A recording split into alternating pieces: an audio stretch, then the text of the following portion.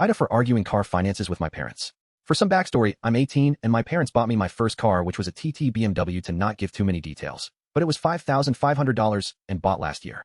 It was a really nice gesture from them for me getting a college scholarship, and I am obsessed with cars, so I love the thing. My dad, although I love him, is a bit narcissistic.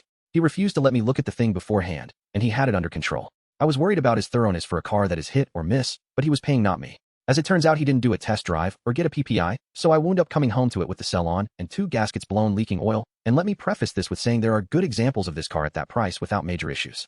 I worked for about 6 months to afford repairs, doing them all myself, and although I am not a mechanic by any means, I have my own tools and am very capable with cars. Currently this thing is running off of a single cylinder. I simply cannot afford to get it roadworthy, not to any fault of the model, but more or less my car in specific.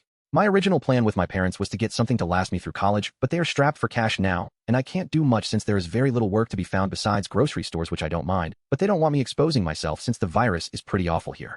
Their credits have both taken hits, and although they are stable now, another car would send them back down, and I wouldn't want to be the cause of that.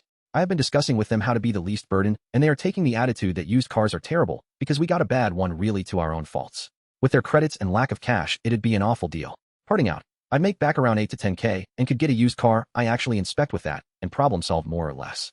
This morning I was discussing this with my mom, and she started getting angry, at first avoiding the subject. Forget my age for a second. This is my passion, so I do much more research and put attention things that someone who looks twice a decade for a commuter doesn't care about.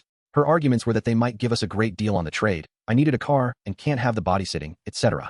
She locked herself in her room saying that I didn't understand their situation and I just want a cooler car and that they should have never brought up their financial issues with me. To me, I was just trying to help, offering time and effort to save money. I'll admit I look at sporty cars, but I'm not dumb.